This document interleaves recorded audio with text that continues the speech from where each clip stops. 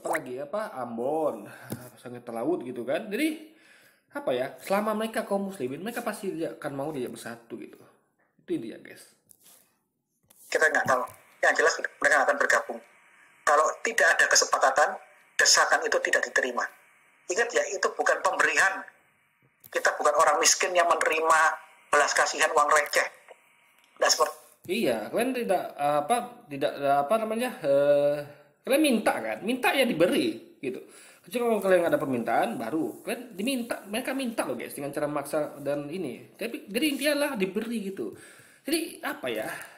Jangan katakan kalian tidak diberi. Fakta kalian minta dan kami kasih. Kalau kalian tidak diberi, kami tidak akan ikuti kemauan kalian gitu. Yang berlaku tetap saya Islam bagi pemeluknya kan.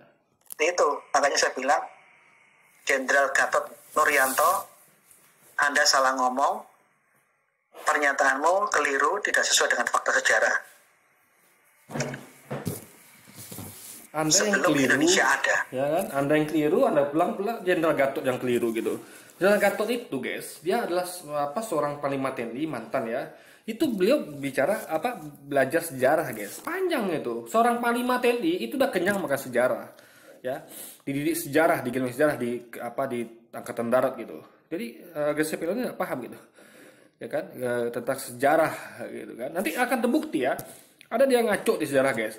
Kayak ada nanti ya, sebenarnya itu adalah gembong PKI, dikatakannya itu adalah dari Kristen. Nanti kita akan buktikan. Negara-negara monarki sudah eksis dan sudah melakukan kerjasama dengan Belanda masing-masing. Saya ini suka penggemar koleksi dokumen ya. Saya beli ini di Loahan tentang notulensi risalah sidang BPU PKI. Gimana jalannya sidang, gimana diskusi dan yang mereka rapatkan waktu itu. Notulensinya saya punya. Ya kita lihat datanya ya. Di dalam catatan notulensi BPU PKI ada yang dicoret. Misalnya pasal 6 alinea 1. Presiden Indonesia ialah orang Indonesia asli. Kalimat sebelumnya, Presiden Indonesia adalah orang Indonesia asli yang beragama Islam. Yang beragama Islam dicoret. Oleh karena penetapan yang beragama Islam, penetapan yang bagian kedua ini, agak menyinggung perasaan pun juga tidak berguna. Di dalam sidang itu, dia mengatakan, oleh karena mungkin dengan adanya orang Islam di Indonesia yang jumlahnya populasinya 95%, jumlah populasinya 95%, dengan sendiri barangkali orang Islam yang akan menjadi presiden. Jadi lebih baik ini dibuang daripada jadi masalah. Ini bukan jadi masalah. Justru kalau dibuang ini masalah. Lihat Ahok kemarin waktu mimpin Jakarta. Coba. Gimana reaksinya coba? Ahok yang seorang Kristen, nggak ngerti tentang Islam ya. Dia larang kurban di sekolah-sekolah yang di masjid-masjid yang bisa dilakukan itu guys ya. Dilarang tablik keliling. Luar biasa nih Ahok bertentangan dengan umat Islam gitu. Bahkan dia nistakan Quran guys. Dikatakan jangan mau dibohongi dengan Al-Maidah 51. Berarti Al-Maidah 51 sebagai alat kebohongan, yang memakai Al-Maidah 1 sebagai pembohong. Ini luar biasa guys ya. Demi memuluskan jalannya menjadi gubernur. Padahal gini, kalau dia mau kampanye silakan gitu. Tapi jangan tipu umat Islam gitu. Jangan jelaskan umat Islam dengan mengatakan bahwa Al-Maidah 51 itu alat kebohongan dan umat Islam sebagai pembohong gitu guys. Jadi itu buktiin kacaunya kalau umat Islam dipimpin oleh bukan Islam. Lalu ada mereka lagi ya, coba. Pas lagi nih, orang Kristen itu kan menghalalkan minuman keras ya, babi. Coba. Bagaimana bisa umat Islam yang 95% itu dipimpin oleh orang Kristen ya? Dia nggak ngerti. Kalau dia ngerti alhamdulillah, tapi kebanyakan nggak ngerti gitu. Dan dia pun coba ya nanti kalau kita kan maunya ya di daerah Muslim tuh janganlah ada jual makanan babi gitu kan yang haram gitu. Karena guys ya, karena mayoritas itu harus di nomor satukan. Kenapa? Karena kan kita kepentingan orang banyak gitu. Orang banyak mana gitu kan. Jadi ini bukan masalah bukan masalah keadilan, tapi memang orang banyak terus didahulukan gitu. Kepentingan orang banyak gitu kan, bukan kepentingan orang sedikit. Jadi kayak misalnya kayak kayak kemarin Ahok mimpin itu, anda lihat betapa kacaunya. Dia nggak ngerti Islam, dia banyak ngubah, dia bikin peraturan yang bertentangan dengan yang biasa umat Islam lakukan gitu. Jadi ini dari skop kecil aja Gubernur Jakarta sudah menunjukkan kalau nggak bagus guys, kalau umat Islam dipimpin oleh orang Kristen gitu. Nah, jadi apa namanya? Karena Islam nih guys, syaratnya ketat guys ya, nggak boleh nggak boleh pacaran. Yang mana bebas di agama Kristen kan bebas kan. Di kita di Islam tuh nggak boleh pacaran, haram. Hal-hal haramnya banyak guys dan jelas gitu, tegas gitu. Jadi beda dengan Kristen yang nggak jelas gitu kan. Kita pacaran haram, mereka tidak. Kita tutup aurat wajib, mereka tidak. Kita bahar babi haram, mereka tidak. Kita sunat itu wajib, mereka tidak gitu. Apalagi minum keras kita haram, mereka tidak. Banyak hal lain guys. Jadi yang berbeda gitu. Sehingga kalau pemimpinnya dari mereka yang apalagi nggak tahu tentang Islam, kacau nanti guys. Ini desakan. Intinya secara hukum, siapapun orang Indonesia asli, apapun agamanya bisa jadi presiden. Ini pun dicoret karena ada yang tersinggung. Kok enak kamu minta kami meleburkan wilayah-wilayah monarki kami, kerajaan kami dengan kerajaan kalian. Setelah kami meleburkan kerajaan kami dengan kerajaanmu, yang berhak memimpin negara ini adalah orang-orang seagama dengan kamu, Islam. Tentu, karena ketika pemimpinnya orang Islam, dia memimpin 95% orang Islam, ya kan? Yang itu ngikut aja. Contoh gini deh guys ya, coba deh Anda lihat ya. Di sekolah lah, atau di tempat kerja.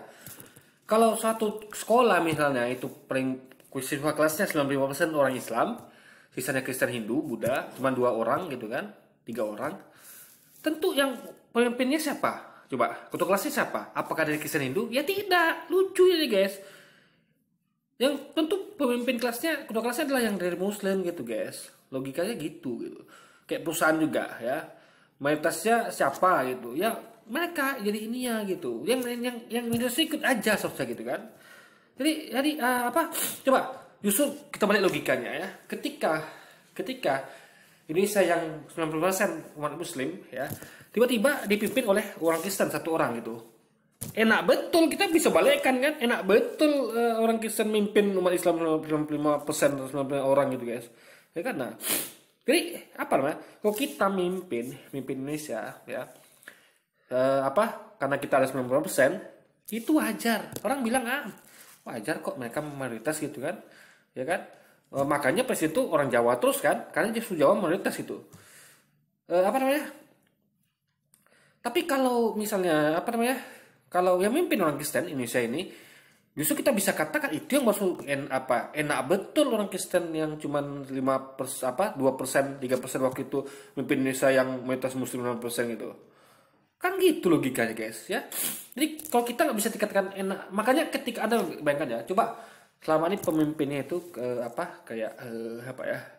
coba ada gejolak ketika memimpin itu orang dari suku mayoritas dan agama mayoritas ya. Ingat ya, Soekarno Jawa Islam, siapa lagi, Soeharto Jawa Islam, Habibie Jawa Islam, apa lagi, Megawati Jawa Islam, Gus Dur Jawa Islam, SBY Jawa Islam, Jokowi Jawa Islam. Coba ada nggak yang ribut, yang lematian yang protes?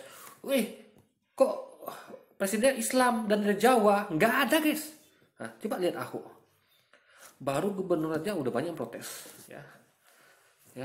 Waduh, ini Kristen agamanya menista Islam lagi nih kan, melarang orang takbir keliling lagi, melarang mengubah aturan lagi yang biasanya tuh berlaku, yaitu potong kurban tuh di masjid, sekolah untuk syiar Islam itu. Kan ribut kan, bukan cuma Jakarta ribut, sampai Indonesia ribut coba, karena kelakuan 1 orang guys yang menistakan Islam dan juga peraturannya itu menyakiti aturan Islam guys. Jadi sekali lagi ya, justru kita katakan enak benar orang Kristen minoritas mau jadi presiden gitu. Itu yang berlaku guys, yang harusnya logikanya. Kalau mereka mengatakan enak benar orang Islam memimpin Indonesia, lo nggak masalah lo, minoritas gitu kan. Dibuktikan dengan presiden kita selalu dari Islam dan Jawa ya, suku mayoritas tidak ada masalah gitu guys. Makanya saya mau lihat nanti, ketika presidennya itu bukan dari Islam ya, kita kan lihat nanti ribut apa nanti. Jadi keributannya itu yang terjadi adalah karena wajar ya. Siapa nggak berontak coba? Kita jumlahnya 95% ya. Saya mungkin 87% ya. Kita mayoritas itu. Tiba-tiba memimpin minoritas guys. Luar biasa ini kan. Karena kalau kita memimpin yang minoritas, mereka akan melaksanakan peraturan yang bersumber dari dirinya, dari minoritas itu. Bisa jadi dia akan melegalkan minuman keras gitu kan, akan melegalkan pelacuran, akan apa lagi yang banyak maksiat ya guys gitu. Bahkan nanti melarang orang pakai jilbab pula kan. PNS sebelum pakai jilbab gitu kan, kacau nanti guys gitu kan. Jadi intinya adalah apa ya, logika mereka ini nggak ada gitu. Jadi mereka ini justru mereka tuh mau enak sendiri, mereka mau nyari untung guys. Jadi kita berjuang susah payah memerdekakan negeri ini 3,5 abad dari yang lawannya orang-orang mereka juga gitu kan. Tiba-tiba pas mereka pula yang mau sibuk-sibuk guys, mau berkepentingan pula gitu. Hebat gitu loh guys ya. Ada orang berjuang mati-matian 3,5 abad ya, dengan bambu runcing segala macam, harta nyawa. Tiba-tiba pas merdeka datang orang sekelompok itu ikut-ikutan mau merancang kemerdekaan. Ini kan curang namanya guys. Dan itu pun memasang pula kena mereka lagi, ya kan, harus begini begitu gitu. Ibaratnya mereka ini soalnya tahu diri lah kan, udahlah perang itu nggak sebanyak itu, mereka ibaratnya gitu ya. Anda tahu nggak kisah 3 kerajaan ya? Waktu itu ada kerajaan Wu dengan Su. Jadi Wu itu Zoyu ya, panglima perangnya. Su itu Zhuge-Liang di 3 kerajaan Cina kuno itu. Sun Ce itu dia berdarah menyerang salah satu kota dari Wei gitu kan, berdarah gitu kan. Tiba-tiba udah tinggal merebut benteng, tiba-tiba kecolongan guys. Yang kerajaan Su yang Zhuge-Liang ini kan licik deh kan, curang cerdik gitu. Curang lah, bukan cerdik yang bagus ya. Ini curang. Dia rebut itu kota ya, sementara yang berdarah korban itu dari kerajaan Wu gitu. Apa nggak kerajaan Wu sakit hati guys dengan kecurangan seperti itu? Nah sama seperti itu yang terjadi pada waktu kemerdekaan. Kita berdarah 3,5 abad melawan orang-orang mereka pula yang memasukkan yang merasa berkepentingan, yang ikut-ikutan pula mau menanamkan sahamnya gitu kan di kemerdekaan itu gitu. Ini kan curang namanya. Jadi karena mereka tahu diri ya, sebagai minoritas itu ikut aja lah gitu. Kan toh tidak merugikan mereka. Kan saya Islam itu kan bagi penganutnya, bukan umat Islam tidak saya Islam gitu. Mereka silakan buat saya sendiri gitu kan. Lah kok enak? Kalau kayak gini caranya nggak usah bergabung. Gila apa? Tanpa aku bergabung dengan kamu nggak ada masalah kok. Aku bisa memerdekakan negaraku sendiri, aku sendiri akan pilih pemimpin. Oh itu ya, bisa merdekakan diri sendiri ya. Jadi sekarang ini terbukti guys ya, mereka memang bisa merdekakan negara mereka. Dengan cara apa? Dengan cara itu. Coba lihat Timur ya, dengan bantuan asing guys. Timur lepas gitu, Papua lagi mau merdeka. Jadi sekali lagi saya katakan ya, ancaman itu terbukti sekarang udah terjadi gitu ya kan. Kita harus jaga-jaga, jangan sampai Papua lepas lagi ke timur gitu kan. Karena orang-orang kayak mereka ini memang gayanya nasionalis, padahal faktanya berbeda sekali, dan kita sudah merasakan dampaknya guys. Aku sendiri, daripada aku menggabungkan negaraku dengan negaramu, tetapi kami menjadi second level, warga negara kelas 2. Ini contoh ya, sekalipun pada waktu itu ada penghilangan bahwa Presiden Indonesia adalah orang Indonesia asli yang beragama Islam dicoret, ini tetap ada tragedi. Contohnya Amir Syarifuddin. Mungkin tidak semua orang tahu Amir Syarifuddin ini orang Batak dari Tapanuli Selatan, warga Harahap. Ini orang Kristen ini. Ini bukan orang Muslim. Amir Syarifuddin Harahap ini saudaranya Gunung Mulia. Gunung Mulia itu nama orang Batak, bapaknya Gunung Tua. Amir Syarifuddin dulu Islam, masuk menjadi Kristen. Dan dia adalah satu-satunya orang Kristen yang memiliki jabatan puncak di negara ini. Dia adalah Perdana Menteri. Nama saudaranya Gunung Mulia, itu yang dijadikan nama penerbit buku Kristen dan toko-toko buku Kristen. Gunung Mulia itu nama orang. Saudara sepupunya Amir Syarifuddin Harahap, mantan Perdana Menteri. Amir Syarifuddin pernah menjabat menteri di kabinet presidensial. Dia pernah menjabat menteri di kabinet Syahrir yang pertama. Dia menteri di kabinet Syahrir yang kedua. Dia menteri di kabinet Syahrir yang ketiga. Ini orang pintar, orang penting.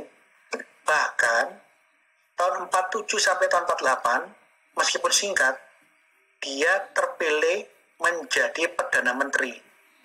Bung Hatta, Bung Karno yamin tidak ada masalah. Negara ini dipimpin oleh Perdana Menteri Kristen, mantan Muslim, Amir Syarifuddin Harahap. Namun, partai-partai Islam merasa nggak suka. Mereka mendesak Soekarno. Nah itu yang kita katakan enak aja. Minoritas kok mimpin mayoritas gitu kan. Minoritas mimpin mayoritas guys. Enak aja. Ini baru enak aja. Tapi kita mayoritas mimpin minoritas yang masalah gitu. Memang kita mayoritas gitu kan. Jadi lagi ketika mayoritas mimpin minoritas itu wajar. Kita katakan wajar. Dia perbedaan besar gitu kan. Tapi minoritas ini mimpin mayoritas kan itu kurang ajar guys namanya. Dalam artian apa namanya? Ini baru yang bilang enak aja gitu. Jadi biasa pilihan itu terbalik gitu. Kita harus berkata kepada mereka dia di contohnya misalnya enak aja mayoritas mimpin mayoritas gitu guys. Masa negara mayoritas Islam dipimpin sama orang Kristen? Nah ini baru kita bisa katakan enak aja. Tapi kalau tadi tidak gitu guys. Kalau orang Islam memimpin yang minoritas ya wajar. Soekarno, Soeharto, Habibie, Megawati, SBY, Jokowi kan biasa wajar gitu guys. Coba Ahok luar biasa dia. Jadi masalah gitu kan. Itu pun Kristen yang mantan Islam. Karena desakan partai Islam, Amir Syarifuddin yang diangkat tanggal 3 Juli, akhirnya atas keputusan Soekarno, dia diberhentikan menjadi Perdana Menteri tanggal 29 Januari. Nah, ini sebenarnya ya, kenapa ya? Ada peristiwa yang disebutkan oleh Grace Pelo. Apa itu? Karena baca sejarah deh ya. Grace Pelo nggak ngasih, nggak jujur dalam hal ini. Ada perjanjian Renville. Waktu itu yang bertanggung jawab adalah si Amir Syarifuddin ini. Tahu nggak Anda ya? Perjanjian Renville antara Indonesia dan penjajah Belanda itu menguntungkan Belanda.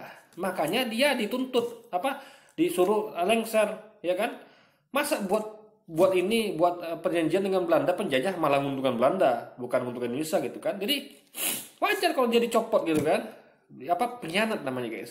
Kalau kita buat perjanjian nih dengan orang gitu, dengan Belanda, ya, dengan penjajah, minimal sama, adil. Belanda untung, kita untung gitu. Ini tidak, Belanda untung, kita rugi. Makanya dia lengserkan guys. Jadi Grace Pelo tolong ya, ada sampaikan sejarah yang jujur itu. Anda yang nonton video ini atau video Grace Pelo, tolong Anda cek sejarah. Ya kenapa Amir Syarifuddin itu dilengserkan? Bukan karena tuntutan aja. Tuntutan itu timbul karena Amir Syarifuddin ini berperan penting dalam perjanjian Renville yang merugikan bangsa Indonesia guys. Yang diuntungkan adalah bangsa Belanda, makanya dilengserkan ya. Minimal sejarah mencatat Amir Syarifuddin. Dan habis itu yang parahnya lagi ya, udahlah dia menguntungkan Belanda, ya mungkin sama-sama penjajah, bukan sama agama sama mungkin guys ya. Maka Belanda tuh ngomong dong, ingat kita menjalankan misi Gospel Glory loh, ya misi kita tuh agama kamu itu loh, ya kan gospelnya itu Injil tadi guys. Duh maaf ya saya pileknya guys, jadi tidak apa-apa kita teruskan aja guys. Nah dia setelah lengser di Perdana Menteri malah ada tahu nggak? Dia malah jadi dalang di balik PKI ya, musuh 48. Ini musuh itu adalah didalangi oleh Amir Syarifuddin ini, ya kan? Dia malah mendalangi pemberontakan musuh guys. Ya. Jadi Anda baca sejarah deh ya, betapa jadi tragedi ya, ini bukan dikatakan tragedi gitu. Justru kita tragedi. Pernah ada orang kayak Amir Syarifuddin di negeri ini ya. Sudahlah kita dikhianati dengan perjanjian Renville yang lebih menguntungkan Belanda.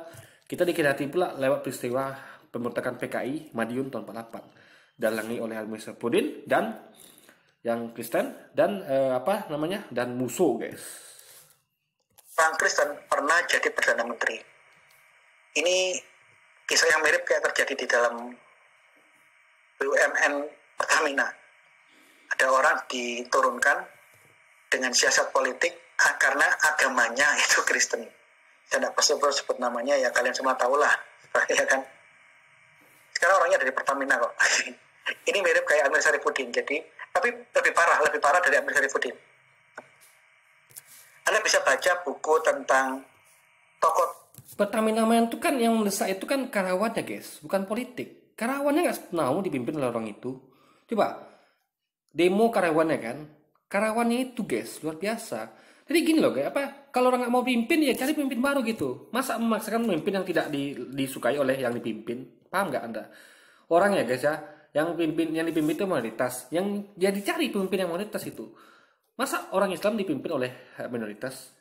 Tapi kalau orang Kristen dipimpin minoritas itu wajar, nggak masalah. Mereka juga bisa bilang apa? Memang yang dipimpin itu mereka cuma minoritas dan yang memimpin itu minoritas itu kan wajar, karena mereka juga minoritas di negeri itu, guys. tokoh Kristen penggerak bangsa ini yang dilupakan. Itu tulisannya Gary Van Klinken. Ini buku yang sudah saya beli lama. Pada waktu saya sesaat setelah keluar dari kampus kuliah, saya baca buku ini. Ini banyak sekali tokoh-tokoh Kristen yang menggerakkan negara ini sampai merdeka, tapi terlupakan. Ya contohnya itu Amir Syarifuddin. Banyak sekali orang yang saya tanya, kamu tahu nggak Amir Syarifuddin itu Kristen? Enggak, Islam namanya Amir kok. Dia itu Kristen. Di saat dia Mereka harusnya malu ya. Malu guys. Kalau saya jujur ya, kalau Amir Syarifuddin Islam saya malu guys. Ya, kayak musuh itu kan Islam ya. Musuh itu Islam. Kita terus katakan musuh itu Islam. Kalau saya nggak salah itu kami Islam. Kita malu guys. Kita malu punya musuh gitu. Yang seorang Islam. Yang dia malah memberontak gitu kan. Dia malah memberontak dengan PKI-nya. Kita malu. Nah, mereka seharusnya malu gitu. Jadi kalau nggak tahu, saya bersyukur ambillah gitu. Karena mereka harusnya malu. Ya, dari Kristen malah memberontak guys, dan malah berkhianat dengan perjanjian yang menguntungkan Belanda gitu. Jadi Kristen, ibunya sedih. Ibunya kirim surat ke Amir Syarifuddin Harahap. Tolong kamu masuk kembali lagi ke Islam. Kalau kamu nggak mau masuk kembali ke Islam, mamamu akan bunuh diri. Amir Syarifuddin bilang enggak. Aku sayang ibu, tapi aku nggak mau keluar dari Kristen. Aku tetap Kristen, tapi aku tetap sayang ibu. Ibunya ngancam, begitu mendengar jawabannya Amir Syarifuddin, dia tetap Kristen. Ibunya mati bunuh diri sungguhan. Jadi ibunya Amir Syarifuddin itu bunuh diri gara-gara Amir Syarifuddin kekeh, enggak, aku tetap percaya Yesus, aku sudah mendapatkan. Islam itu juga percaya Yesus. Jadi baik Amir Syarifuddin tuh di Kristen maupun Islam dia percaya Yesus. Cuman di Islam lebih bagus guys. Percaya Yesus sebagai nabi, sebagai utusan, seperti yang Yesus ucapkan. Ya, Yesus itu cuma nabi, utusan. Ya kan? Udah tepat itu gitu. Jangan katakan Islam itu nggak percaya Yesus. Kita percaya Yesus.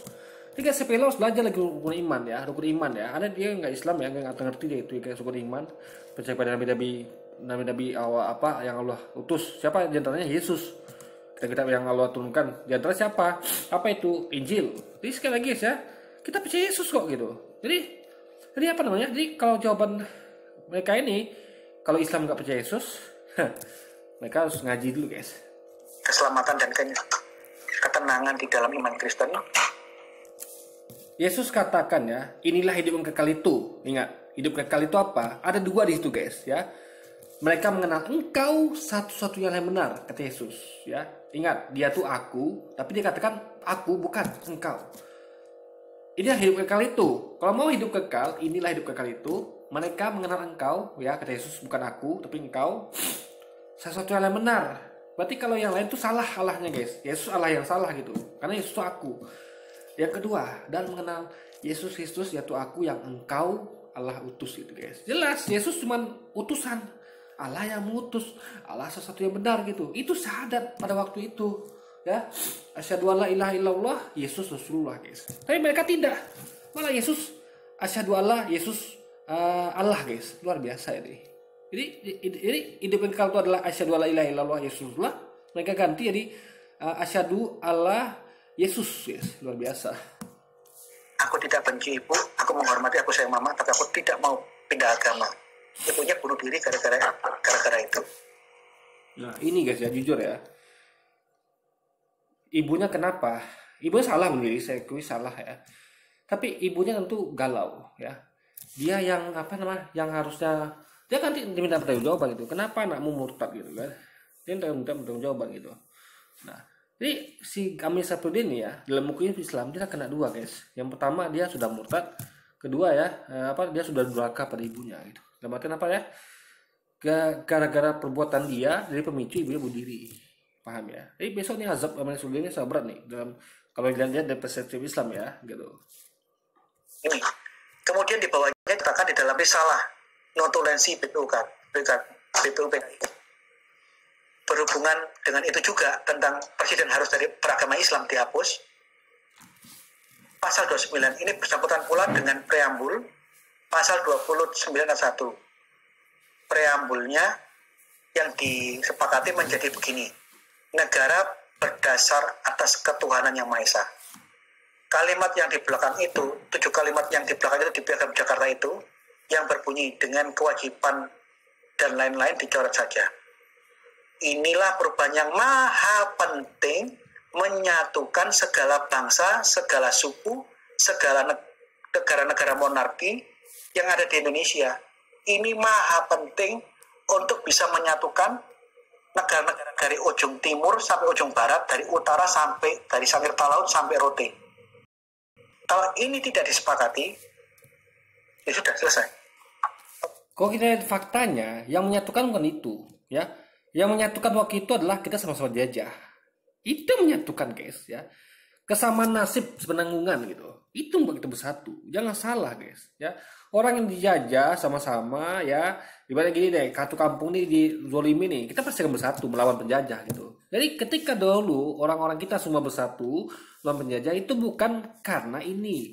Tapi memang kan karena sama dijajah. Jadi kita bersatu melawan penjajah apa? Kristen guys ya, dengan semboyan gugus peluri gitu. Kita bersatu melawan penjajah gitu. Bukan karena ini gitu. Nah, dan sekarang terbukti kalau ini jadi bersatu ya. Coba lihat sekarang. Kenapa tiba-tiba lepas ya? Kita kan tetap Pancasila.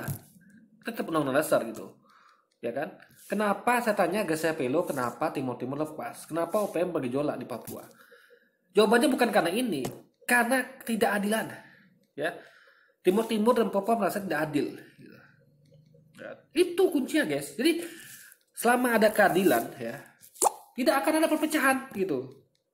Ketidakadilan lah yang membuat. Jadi gini, pertama kita bersatu ya karena adanya keadilan ya. Itu bukti sekarang dengan tidak ada keadilan kita lepas sesuatu ya Timur dengan Aceh mana juga memuntah juga gitu kan orang-orang Agam gitu kan tidak ada ketidakadilan. Jadi kuncinya adalah keadilan ya, itu menjaga kita sebenarnya, bukan ini. Yang kedua, karena waktu itu kita sama-sama menanggungan, sama-sama dijajah guys, orang sama-sama dijajah ya pasti kompak gitu untuk mesti penjajah gitu.